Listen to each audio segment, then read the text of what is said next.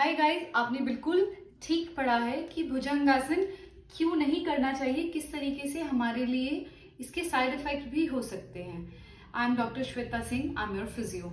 सो जिस तरीके से हम क्या करते हैं कि कुछ मेडिसिन ऐसी होती हैं या कुछ क्या मोस्टली मेडिसिन हम विदाउट एनी प्रिस्क्रिप्शन नहीं खा सकते या नहीं खाते हैं, क्योंकि उसके जाकर हमारी बॉडी में साइड इफेक्ट्स हो सकते हैं। इसके लिए हम क्या है, डॉक्टर से प्रिस्क्राइब की हुई मेडिसिन ही खाएंगे।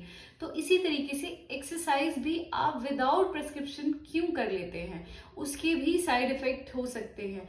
आपका रवैया ये कभी नहीं होना चाहिए कि उसके लिए एक्सरसाइज है तो मैं भी कर लेता हूँ या मैं भी कर लेती हूँ, ऐसा कभी नहीं करना चाहिए।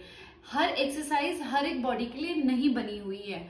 और अगर हम भुजंगासन की बात करें तो आफ्टर 50 ईयर्स हमें क्यों नहीं करनी चाहिए ये एक्सरसाइज, उसके बारे में आज हम बात करते हैं। और आजकल योगा बहुत ट्रेंड में है, तो हर कोई लगा होता है योगा करने में। मैं ये नहीं कह रही हूँ कि योगा मत कीजिए, योगा कीजिए, लेकिन अपनी बोन्स का, स्पेशली अपनी बैक बोन का ज्यादा ध्यान रखिए। तो देखते हैं कि किस तरीके से भुजंगासन आपको प्रॉब्लम दे सकता है आफ्टर 50 ईयर्स। अब हमारी जो वर्टिब्रा होती है वो एक के ऊपर एक किस तरीके से वर्टिब्रास लगी होती है, तब जाकर हमारी बैकबोन बनती है।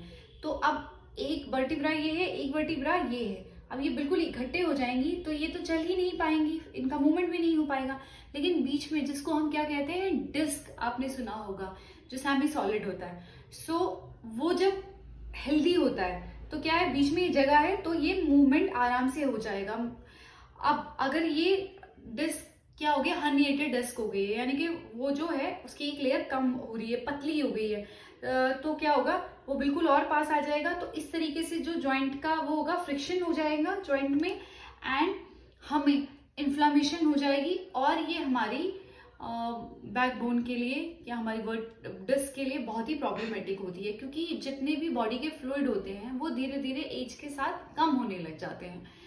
तो अब क्या होगा, अब आप इस तरीके से भुजंग आसन जो होता है ये होता है, इस तरीके से हम अपनी बैकबोन को कर रहे होते हैं, ये पोजीशन में कर रहे होते हैं। अब ये जो है, ये साइड वेज है, वो ऐसे खुलता है। अब उसमें क्या होगा, वो और खुलेगा और खुलेगा, उसके बाद फिर वापस पीछे जाएगा।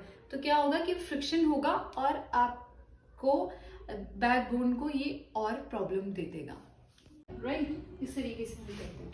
अब इस केस में क्या हो रहा है, ये जो हमारे एब्डोमेन मसल्स हैं, ये क्या हो रहे हैं, ये इस तरीके से ये भी वीक हो रहे हैं। एंड पीछे हमारा जो फेसिप जॉइंट है उस पर भी जोर आ रहा है, प्लस हमारे जो बैक के मसल्स हैं वो क्या हो रहे हैं, वो इस तरीके से इनबैलेंस हो रहे हैं, क्योंकि उनको स्ट्रेच कर रहे हैं, स्टिफ हो रहा है।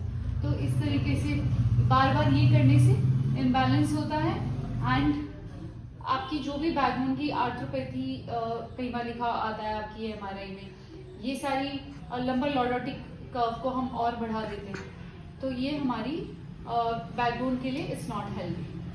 भुजंगासन की बात स्पेसिफिकली हमने इसलिए की क्योंकि ये बहुत ही कॉमन पोज है जो सबको पता है और सब लोग करते हैं। मेरे पास बहुत सारे ऐसे पेशेंट हैं जिनको ये पर्टिकुलर एक्सटेंशन एक्सरसाइज के लिए हम मना करते हैं, और कुछ ऐसे पेशेंट भी हैं जिनको हम ये पर्टिकुलर पोज या ये एक्सटेंशन एक्सरसाइज हम खुद बताते हैं, हम खुद करवाते हैं। सो मैं किसी योगा के अगेंस्ट नहीं हूँ, भुजंगासन के अगेंस्ट नहीं हूँ, बट बहुत सारे ऐसे पेशेंट हैं, irrespective of their age, irrespective of their medical condition, they are doing this, जबकि उनको ये नहीं करना चाहिए। इससे वो अपनी प्रॉब्लम को और ज्यादा बढ़ा रहे हैं, ना कि डिक्रीज कर रहे हैं। तो इट्स बेटर कि आप हमेशा आपके लिए जो एक्सरसाइज सही है, prescribed exercise, if you are having herniated disc और कुछ ऐसा प्रॉब्लम जिससे आपको कुछ पर्टिकुलर एक्सरसाइज नहीं करनी चाहिए, हमेशा अपने डॉक्टर से, फिजियो से बात करके ही करें। एंड आई होप आपको इस वीडियो में क्लियर हो गया होगा कि आपको भुजंगासन कब नहीं करना चाहिए और क्या प्रॉब्लम ये क्रिएट कर देता है। सो अगर आपको ये वीडियो पसंद आया तो लाइक कीजिए, चैनल पर न्यू है तो सब्सक्राइब जरूर कर लीजिए, एंड और लोगों के साथ भी शेयर कीजिए, हो सकता है आप और लोगों की भी मदद कर दें इस वीडियो के थ्रू।